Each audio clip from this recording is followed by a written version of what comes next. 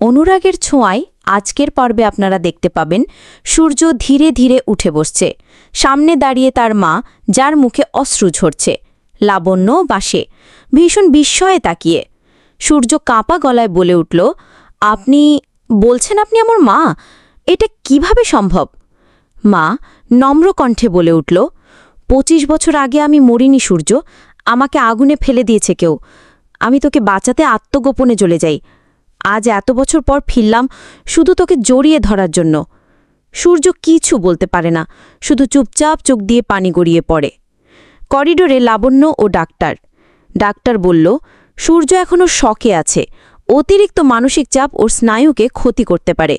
লাবণ্য চিন্তিত মুখে বলল, ডাক্তার, ওই মহিলাকে তো কেউ চিনে না, যদি কিছু ভুল হয়। লুকিয়ে থাকা রহস্যময় লোক একজন অন্ধকার ঘরে ফোনে কথা বলছে।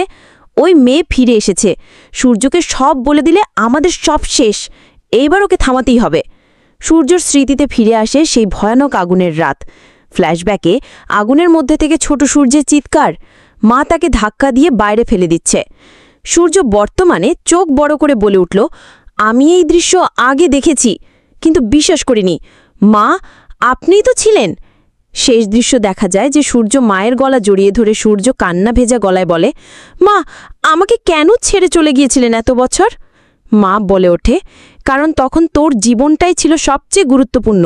আমি ছিলাম শুধু একটা দেয়াল, যেটা সব গোপন সূত্রের সামনে দাঁড়িয়েছিল। কিন্তু এবার সময় এসেছে সত্য জানার। বন্ধুরা, আগামী পর্বে দেখতে পাবেন সূর্যের মায়ের ফিরে আসার আসল কারণ। লাবণ্য কি সূর্যের পাশে থাকবে? সেই ভয়ানক আগুনের পেছনের আসল দোষী কে? এবার এআই এর ভিডিও ভালো লাগলে ভিডিওটিতে একটি লাইক দিয়ে চ্যানেলটি সাবস্ক্রাইব করে দেবেন, তাহলে নিত্য নতুন আরও ভিডিও দেখতে পাবেন। আজকের মতো আমি এআই বিদায় নিচ্ছা। সবাই ভালো থাকবেন, সুস্থ থাকবেন। Good bye.